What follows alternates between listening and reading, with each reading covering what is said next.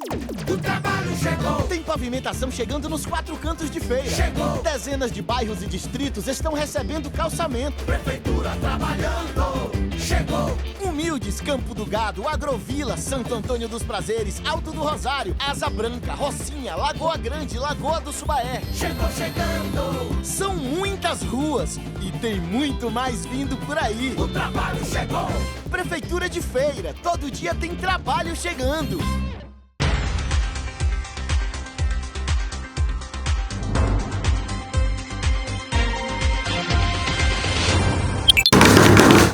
Tá começando mais uma edição do Tirando o Crachá. Hoje a gente vai falar sobre startup, vai falar sobre a área da medicina, que a gente já estava debatendo aqui, mas vamos debater agora para valer.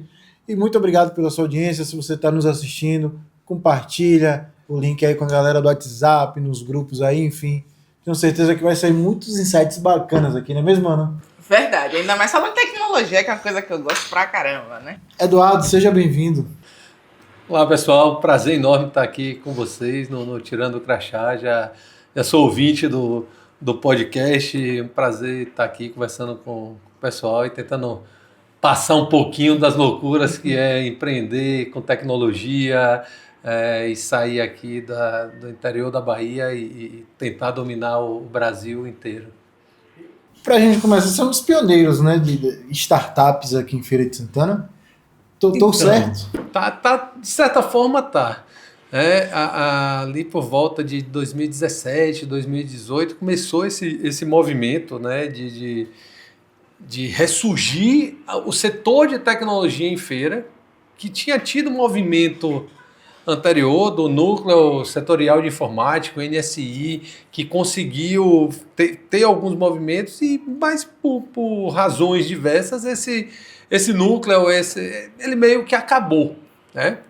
E aí quando surgiu essa coisa de startup, esse conceito, aí começou os primeiros movimentos aqui, ali por volta de 17, 18, e antes da pandemia, e aí começou a ter as primeiras reuniões, e aí vamos reunir, vamos ver o que é que você está fazendo, e ninguém sabia nada que estava acontecendo.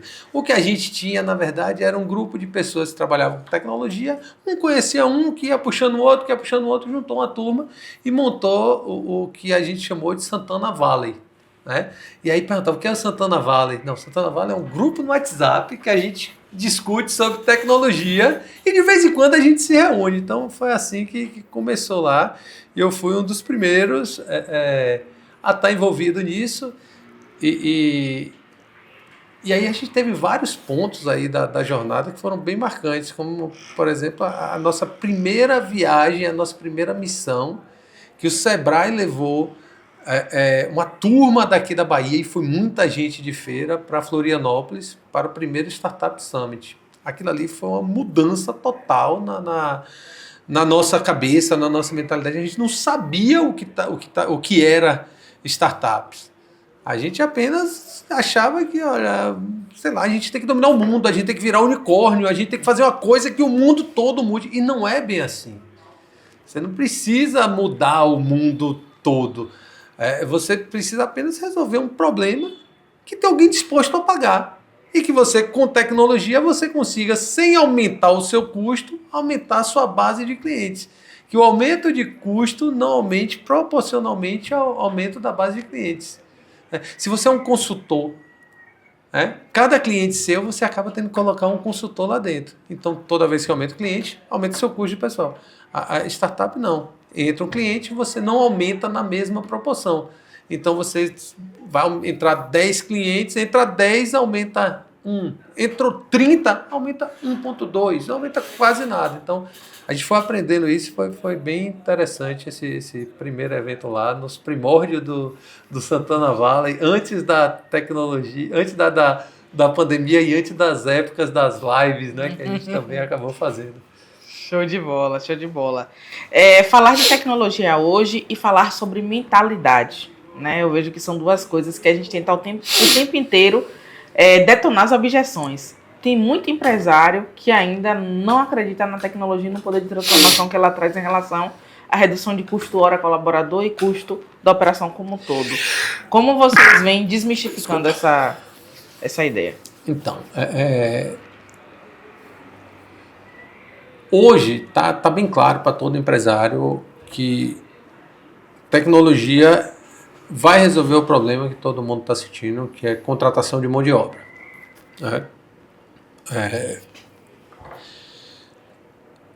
O salário, por mais que a gente sinta que não cresceu, o salário é pouco para quem ganha, mas é muito para quem paga. Todo mundo sabe que a conta que você tem que fazer é o salário vezes 2. Vai uma parte só para o funcionário, a outra parte vai ser distribuída entre impostos e uma série de coisas. Então, não dá para você melhorar, não dá para você resolver seus problemas mais contratando mais pessoas. Pessoa ocupa espaço, pessoa exige atenção, exige treinamento, então você vai ter que partir para a tecnologia. Então, isso é uma mudança que teve. O que é que acontece muito? É que tem ainda alguns empresários que, em vez de trazer a tecnologia para uma decisão gerencial, uma decisão de nível estratégico, acaba achando que aquilo ali é um custo que vai estar lá no menino da TI. Né? E esses vão ser passados para trás. Não passados para trás no mau sentido, mas eles vão ficar para trás. Quem conseguir enxergar a tecnologia como uma forma de alavancar o seu negócio vai passar o trator por cima de quem ficar parado. Isso a gente já tem percebido que tem. E a gente está percebendo muito assim, uma mudança geracional. Né? A geração que não acreditava está se aposentando, está deixando os negócios e novas empresas, ou uma empresa antiga com a geração nova está mudando isso. Então é um movimento que a gente tem percebido bastante aí, ainda que tenha alguns setores que sejam mais resistentes. Perfeito. E um outro ponto é falar da nova geração, a geração Z, frente ao consumo da tecnologia e frente aos posicionamentos de decisão. A gente verifica que há um nicho gigantesco de informação, as informações estão muito voláteis, tudo muda o tempo todo, cada dia uma nova IA surge, cada dia sai do ChatGPT, vai para o cloud, do cloud vai para o Manos, do Manos vai pro... E aí a galera não sabe nem mais o que usa e nem que repertório cria.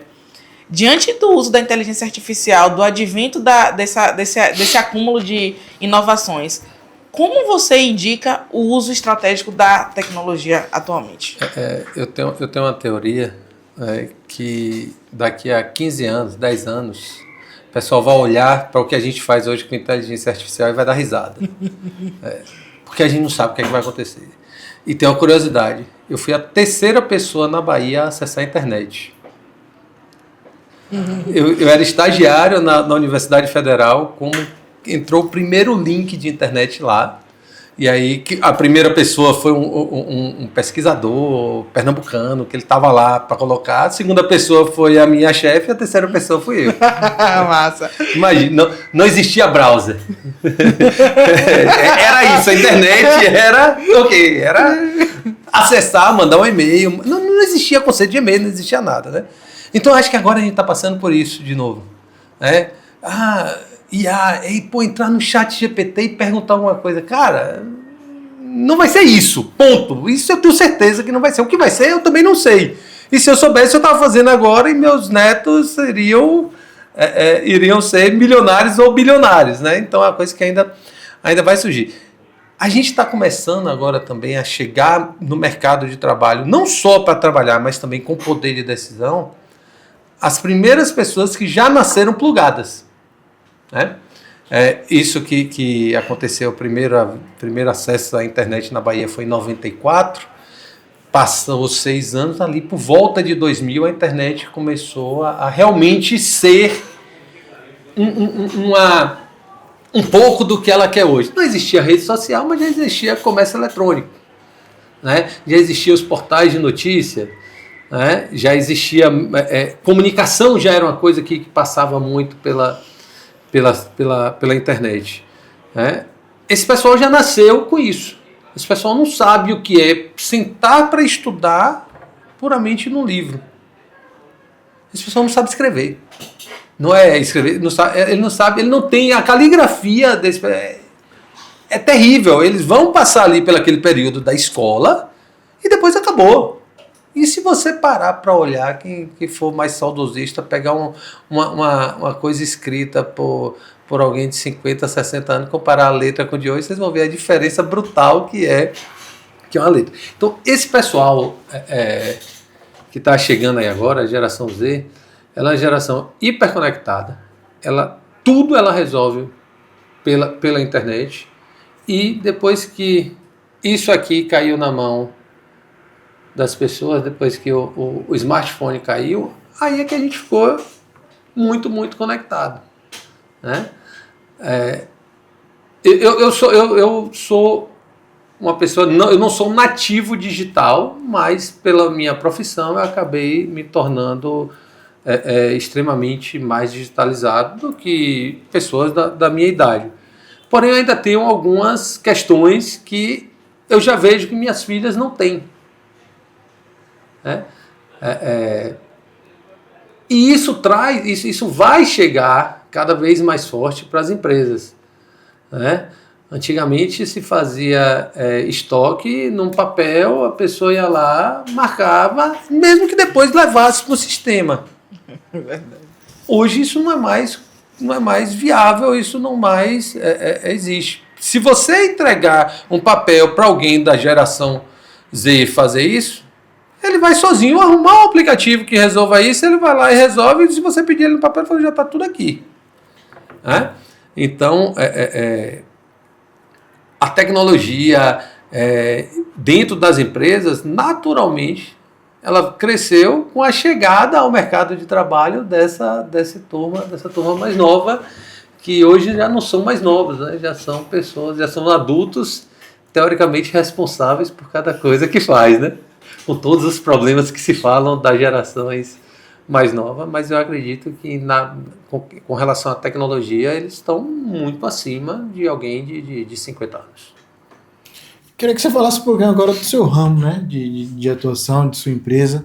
Você é um pouco voltado para a área de medicina. Como foi que você descobriu talvez essa dor do cliente, do médico? Como é que funciona? A nossa história é interessante, né?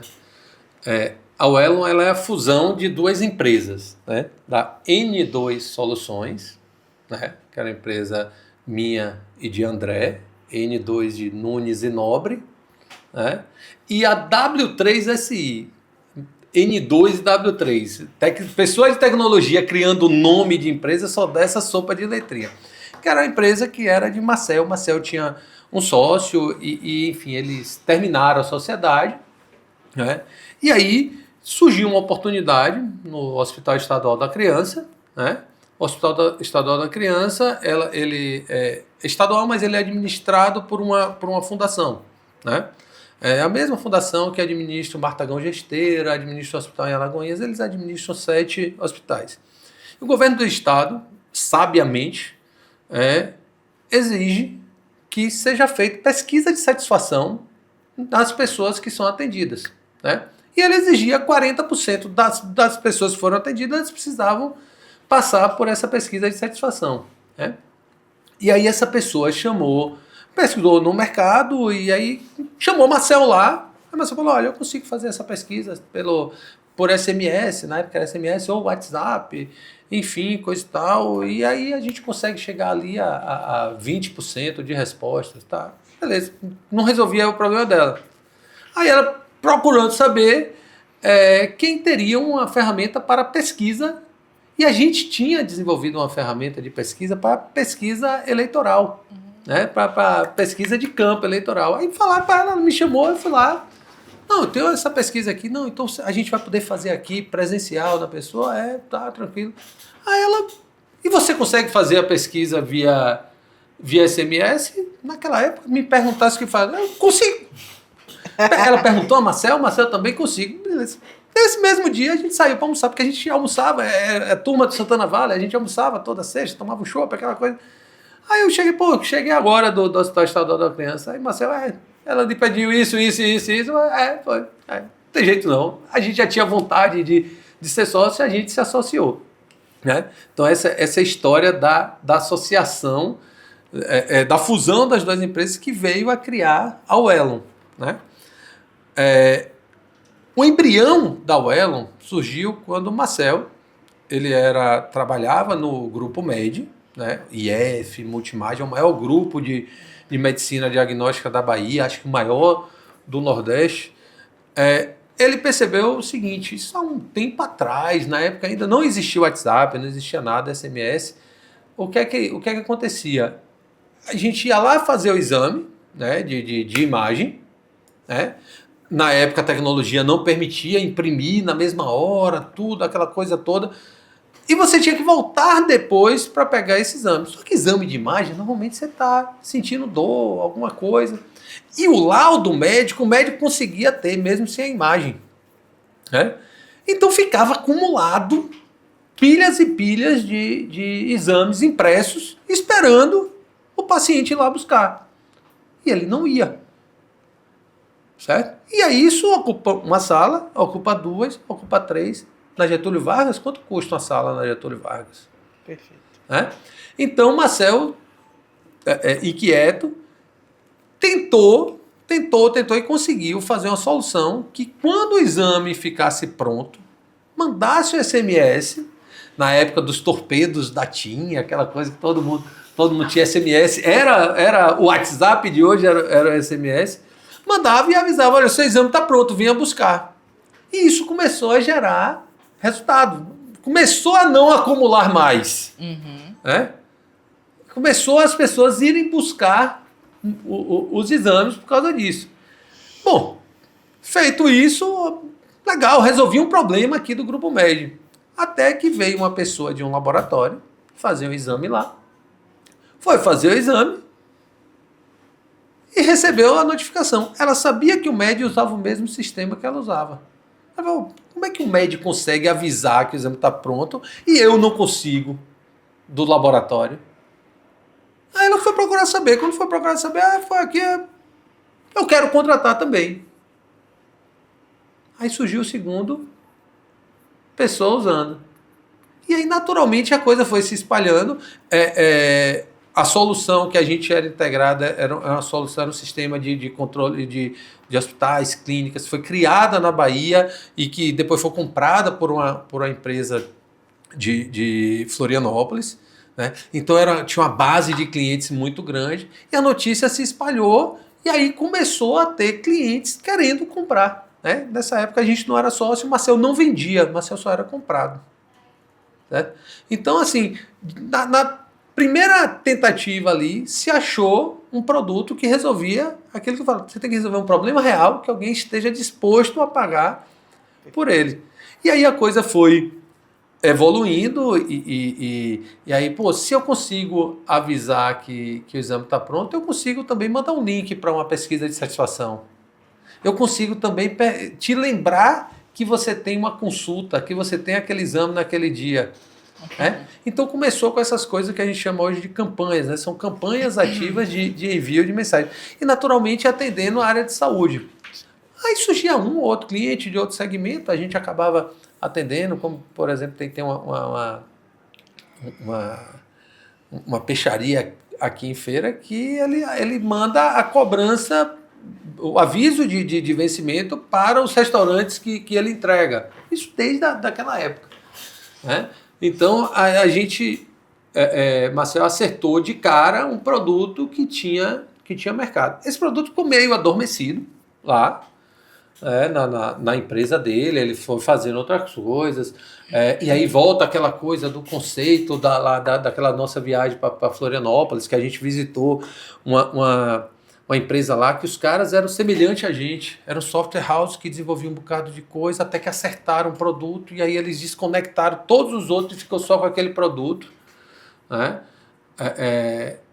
E quando a gente se uniu, a gente falou, cara, beleza, mas cara, não dá mais pra gente ter 30 produtos aqui, mais 40 de lá e ficar tirando para todo canto. Vamos focar em uma coisa. E aí quando a gente focou nesse produto, aí já tinha WhatsApp, já tinha tudo, foi que a coisa mudou. Foi que a gente começou a se posicionar no mercado. E aí foi uma época de muito aprendizado. Foi quando a gente decidiu que, cara, nosso primeiro cliente foi a área da saúde. Quem são os outros? Pô, a maioria é da área da saúde. Quem paga melhor? A área da saúde. Quem é que é mais satisfeito com o que a gente entrega? A área da saúde. Então, acabou. Não vamos tentar sair disso aqui, não. Né? E tem uma coisa interessante, né, que a gente tem uma atuação muito forte no segmento de imagens. Por que o segmento de imagens aceita? Porque é caro, uma ressonância, uma tomografia, são exames caros, de alto valor agregado.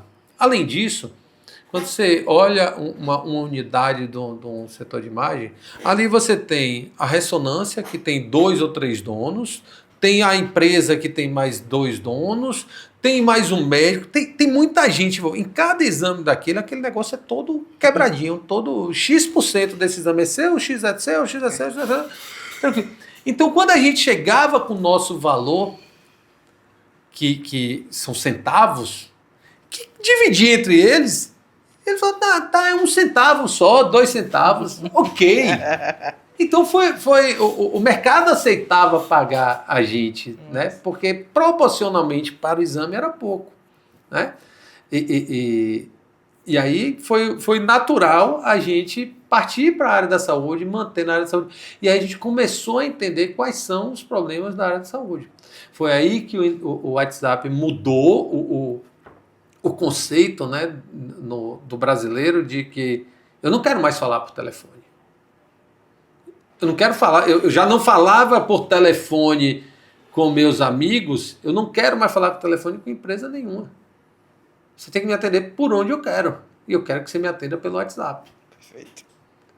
E aí foi que a coisa começou a funcionar e naturalmente o mercado foi crescendo, foi desenvolvendo e a gente estava, isso aí foi bem no início dessa mudança que a gente estava preparando, estava trazendo a solução e aí como a gente tem o foco, a gente foi enxergando cada um dos problemas que a gente poderia resolver da área da saúde. Até chegar agora, o problema atual que nós estamos atacando é o problema que a pessoa marca, diz que vai E não vai. e não vai. Aí hoje a gente desenvolveu uma solução de inteligência artificial que consegue olhar a agenda da clínica de amanhã e dizer, ó, essas 10 pessoas vão faltar.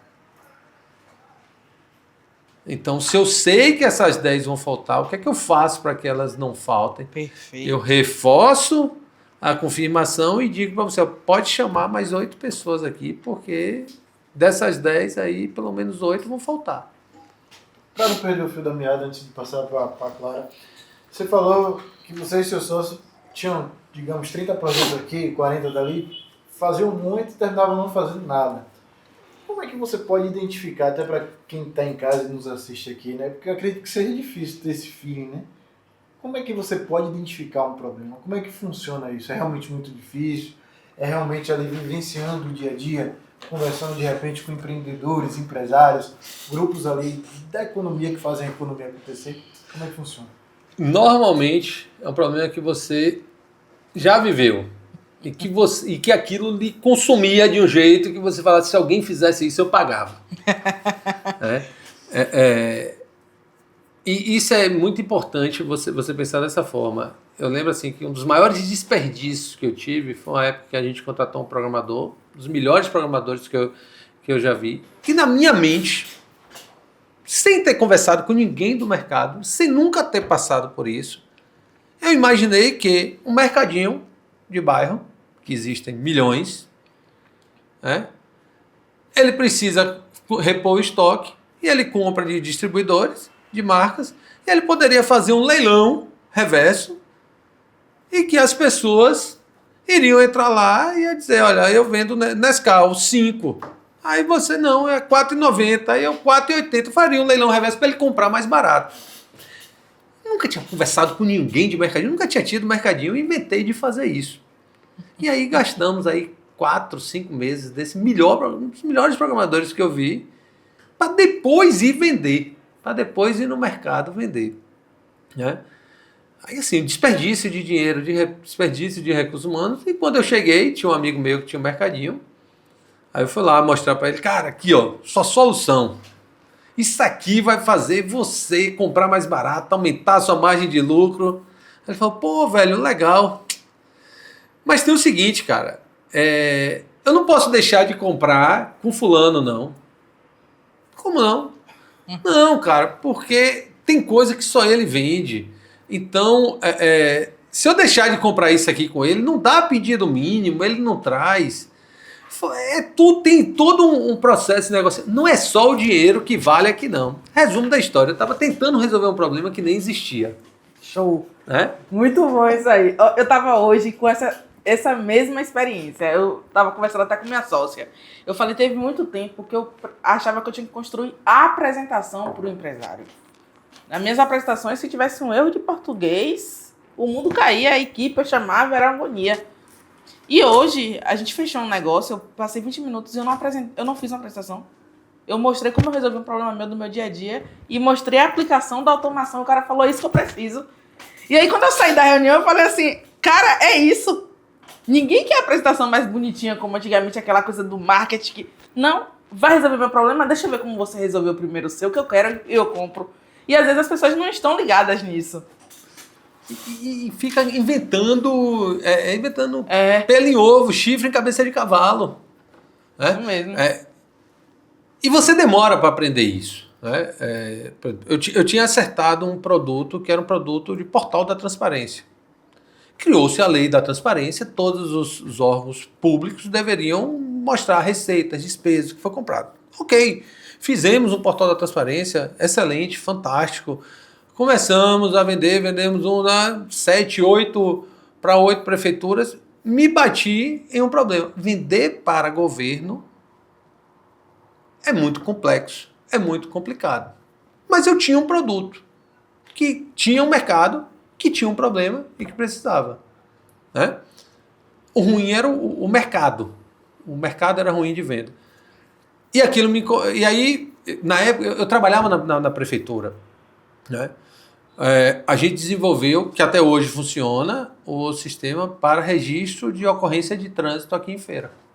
Né? É um problema real, existe. Qual era o problema? Mercado ruim, mercado governamental. E foi aí que a gente decidiu, falou, cara, a gente não vai botar mais um centavo em governo.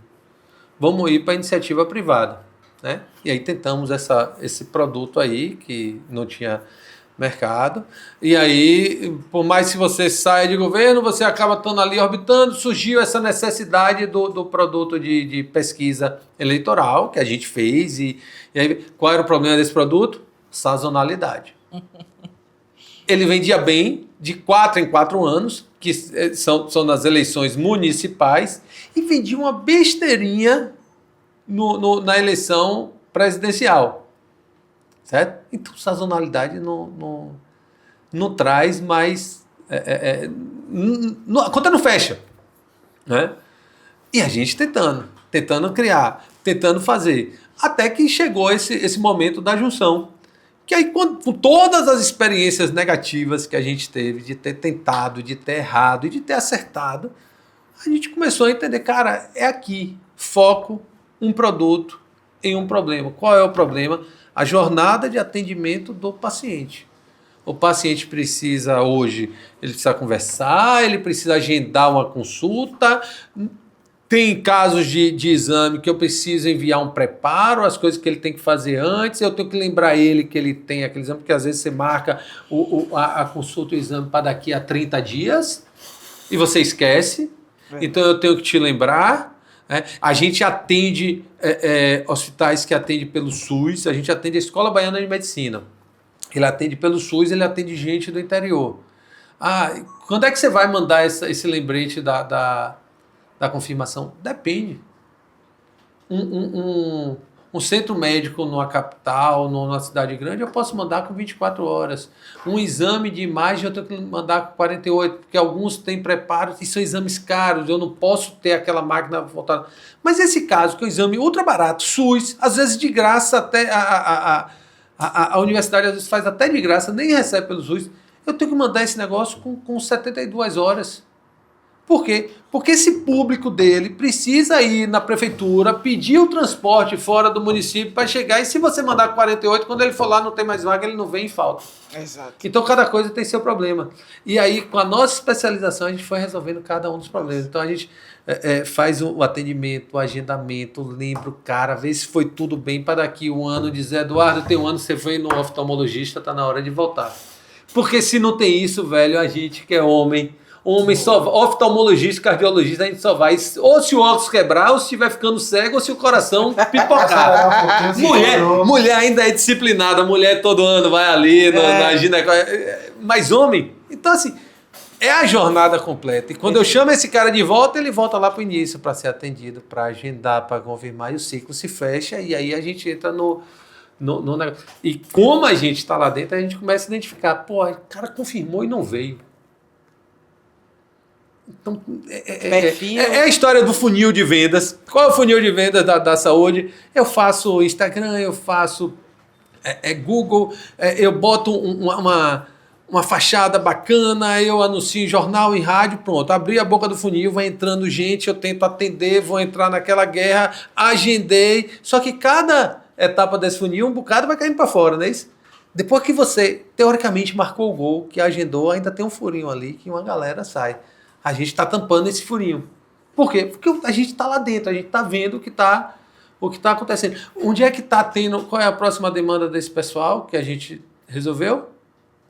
Eu vou no médico, ele me passa uma bateria de exames que a minha própria instituição faz. E os clientes estão escapando e indo fazer em outro lugar. Por que eu não aviso para ele, opa, todos esses exames aqui, a gente faz aqui, bora marcar. É trazer, fazer, e aí só quem faz, quem tem foco, quem se especializa e quem está atacando um problema que é real. Então, Perfeito. Se o problema é real, pagam para você resolver ele. Exato. E eu sempre bato muito disso na tecla, né? Que não precisa inventar a roda. O problema já existe, a solução já existe. E hoje já existem muitas soluções. Agora as pessoas estão com dificuldade de entender qual é o verdadeiro problema. Tem um outro porém também, que vem muito daquela coisa da falta de mão de obra. Né? O setor da saúde, ele é um setor que ele sofre um problema sério de mão de obra, de tecnologia. As pessoas acabam não querendo viver aquela vida ali de hospital, de tudo. Então, o que é que a gente tem? A gente tem uma camada de serviço. Eu falo para os clientes da gente, você não está comprando uma ferramenta com a página em branco, com um bocado de manual para você aprender. A gente vai fazer com e para você. Porque o problema para ser resolvido não é contratar uma ferramenta. Contratar sua ferramenta, você não resolveu o problema. Talvez a ferramenta seja o que vai resolver o teu problema. Mas você precisa colocar ela dentro da cultura, ajustar, fazer com que todo o processo seja feito. Então, às vezes, tem uma camada de serviço envolvida, uma camada de atendimento importante, também faz faz com que o problema de fato seja resolvido. Show. Eu lhe conheci no evento aqui que teve até de Santana, né? Santana Valley, e aí eu queria que você contasse uma experiência que talvez seja o problema de muitos, eu não sei. Que você foi para um evento, a importância de você ir para esses eventos, né? E por mais que não seja uma empresa, digamos, no início, mas já se portar como uma empresa grande. E aí você disse que por isso deixou até de fechar um contrato. Eu queria que você contasse essa experiência, que eu acredito que é importante, sim, para esses insights. Sim. Eu vou falar de 2 tipos de evento, tá? O primeiro evento é você, enquanto empresarial, e para você, eventos do seu setor. No meu caso, é tecnologia. Eu sou um empresário de tecnologia. Né? Então, fez muita diferença para a gente ter ido no Startup Summit, no Case, que era um outro evento, no South Summit, que é em Porto Alegre. Então, assim, no meu início ali da jornada de entendimento do que é isso, de startup, esse processo, eu ia a 2 eventos por ano. Hoje, eu já consigo ir um evento a cada 2 anos. Aí eu escolho, um ano eu vou em Porto Alegre, outro ano eu vou em São Paulo, outro ano eu vou em Floripa. Né? Então, assim, quem está começando, vá. O Sebrae consegue fazer isso num preço irrisório. Passagem, translados, ingresso, tudo, salvo engano, R$ 1.500. Tem 3 big eventos aí que vai acontecer que o Sebrae está organizando essas missões. É ultra importante, tá? Então, enquanto você se preparar enquanto empresário, saber o que é que está acontecendo, quais as novidades no mercado, o que as pessoas estão fazendo, bom. E quem está no início, vá, anote todas as palestras que você considera importante e vá em todas. Eu hoje vou para um evento desse, vou para 2, 3 palestras, o que eu quero é estar do lado de fora conversando com as pessoas, entendendo o que é que cada um está fazendo, batendo papo ali. É outro cenário, é outro momento de vida.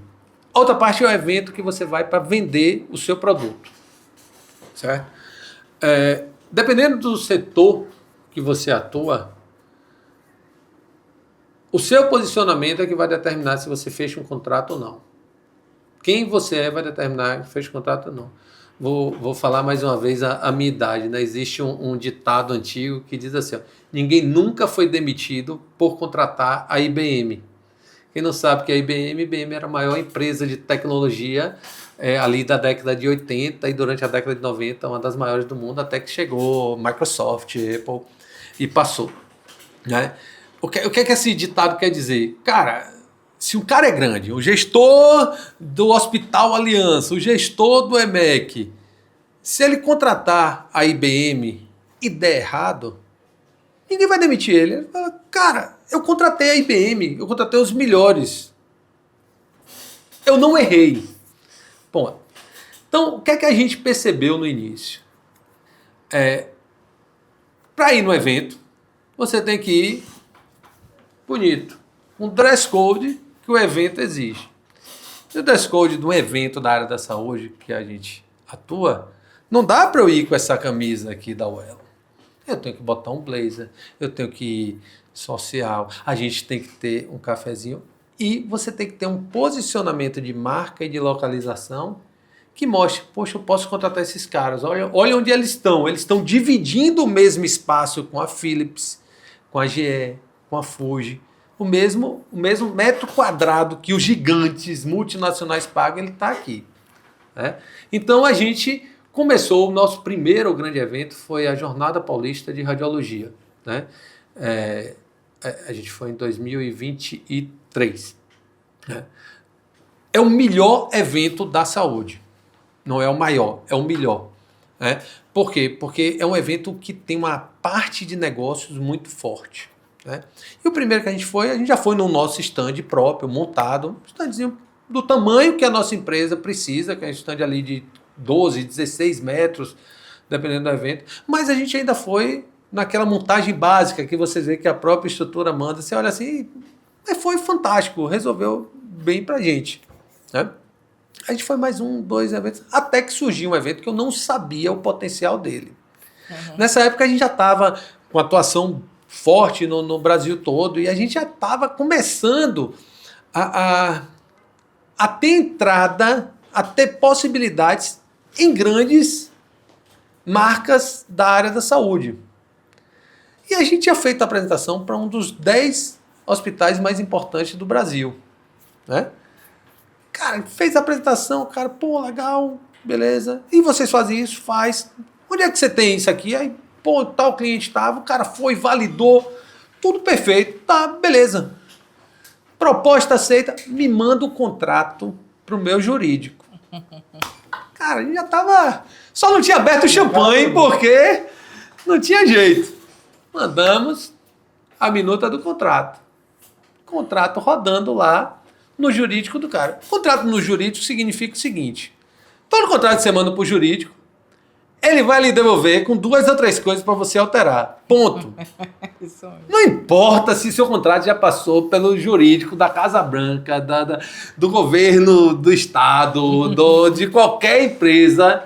Você mandar para qualquer jurídico de qualquer empresa, ele vai fazer 2 ou 3 mudanças. E para justificar isso aí, leva 15 dias. Entrou no jurídico, a gente sabe daqui a 15 dias volta, a gente acata a mudança ou diz que não vai acatar, dependendo do que for, e pronto, assina o contrato e siga a vida. Aí tinha esse evento, que era o o CONAP, né? Congresso Nacional de Hospitais Particulares. Eu perguntei, o pessoal, não, esse CONAP não é tão bom, não sabe o que é. E aí tinha a Associação Brasileira de Startups da Saúde, que a gente tinha se associado, a gente é até sócio até hoje, né? E aí eles montaram a Ilha de Startups, aquele standzinho, que é um balcão, uma madeira aqui com sua marca e um bocado de empresa que está ali nos diversos estágios, começando a crescer.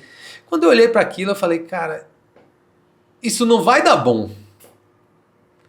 Por quê? Porque a gente já tinha o hábito de ir para stands maiores e a gente percebia como era. Falei, isso não vai dar bom. Só que não é que não deu bom, não. Foi muito ruim. Esse cara de um dos 10 maiores hospitais, ele passou, quando viu a gente, ele ficou sem graça. Aí ele cumprimentou de longe e aqui vazou. A ilha era um pouco, era meio que na entrada do evento. Ele passou e vazou. E eu não vi mais esse cara nos 2 dias de evento. Aquilo ali, na hora que aconteceu aquilo, eu falei, eu sabia que ia dar ruim. Resumo da história. Esse contrato está até hoje no jurídico dele, já vai 3 anos. Nunca voltou. E também foi o último evento que a gente foi nesse modelo. No outro ano, a gente estava no CONAP com o stand montado, bonitinho. As lições que ficaram, né? Autoridade, posicionamento de marca e uma coisa que a saúde tem. A saúde, ela compra de quem ela conhece, ela compra de que alguém está validado. Então, assim, é muito difícil um concorrente nosso chegar aqui na Bahia e entrar. Assim como é muito difícil eu entrar, por exemplo, no Rio Grande do Sul. Né? Por quê? Porque eu preciso de referências lá para entrar. Cada estado que a gente vai conquistando, a gente começa com 1, 2, 3, aí passa o primeiro ano inteiro com 1, 2 clientes, aí no segundo ano vem o terceiro, quarto, quinto, aí de uma hora para outra o estado se abre. A gente tem um mapa que a gente tem, antigamente era analógico, né, com os alfinetezinhos, hoje está no Google Maps. Quando a gente abre o mapa assim, a gente vê perfeitamente os estados que a gente pode atacar, que todo mundo já conhece a gente. Por quê? Por conta disso. A gente tem referência. Quando eu vou falar com alguém, Minas, Belo Horizonte já tem uma atuação forte. Quando eu vou falar com alguém de Belo Horizonte, eu falo, olha, tal cliente é nosso, tá aí, pode consultar ele. Ah, você atua em tal lugar? Atua. Tá, legal, eu conheço o fulano de tal, vou perguntar a ele. Acabou. É o suficiente. Então, assim, que é uma coisa que até que o profissional de tecnologia acha que tudo é produto. Para quem é martelo, todo problema é um prego, né? Pronto. Tecnologia é o seguinte, não, vou fazer o melhor produto. Não, isso aqui a gente faz mais 2, 3 funções aqui que eu vou conseguir vender pra caramba. E não é. Verdade. Né? Uma empresa não vive só de produto. Não adianta você ter o melhor produto. É uma série de coisas. Você tem uma melhor distribuição. Lembra que eu tinha um excelente produto de portal da transparência? Eu não tinha distribuição, eu não tinha contato com as prefeituras do Brasil. Você tem que ter um preço adequado. São aqueles princípios do marketing, dos 4 P's do marketing, né? que sempre se fala. E para a gente de tecnologia, na nossa inocência, que é boa por um lado, mas prejudica de outro, a gente acha que tudo é produto, tudo é fazer mais uma solução, vou fazer mais produto, que isso aí é que vai fazer eu vender mais, e não é assim. E aí a gente aprendeu na dor. Chegamos ao final, né, Gil? Exatamente, mas, pô, bate-papo muito massa. Eu ficaria mais um tempão aqui conversando. Tem muita história. Mas queria que você fizesse suas considerações finais, né? Até deixasse um recado aí pra galera que tá nos acompanhando, o grupo aí Santana Valley também. Tem um tempo que eu vinha pensando nisso, né? Como é que foi a trajetória da gente, né? E a Uelo tem algumas coisas interessantes. Nós fomos a primeira empresa baiana a ser investida pela UOL. UOL hoje é a maior aceleradora de startups do Brasil, né? Nós somos, depois da UOL, a gente teve mais 2 investimentos de outros 2 fundos. Nós fomos os primeiros de novo. Eu acho que é inocência. A gente vai lá e bate na porta. A gente vai lá e faz. Então, assim, existe uma questão, né, que você ser do Nordeste, de fato, você tem algumas dificuldades de entrar lá no Sudeste. Você tem dificuldade em tudo quanto é canto, né? O que eu posso dizer para quem está vendo, para quem está ouvindo cara, vai lá e faz. O não é chato, mas não dói não. 2 não, 3 não, 4 não, vem um 5º e um sim. É? Então você tentar e perseguir o seu objetivo de forma estruturada, pode ter certeza que vai ter... lá vem mais uma frase daquelas de efeito, né? A gente superestima o que faz em 1 ano e subestima o que faz em 10 anos. Né? A gente está nessa jornada aí há um bocado de tempo. Né? E a gente não tenta crescer aleatoriamente, a gente não tem... O que a gente quer é crescer constantemente e não assustadoramente, porque quem cresce rápido demais, às vezes não sustenta e a queda é feia. Então, a constância, o foco e ter uma visão de longo prazo, no final dá tudo bom. É com essa que a gente se despede aqui, né? Tirando o crachá. E lembrando, próxima quarta a gente tem um encontro marcado. Valeu! Valeu!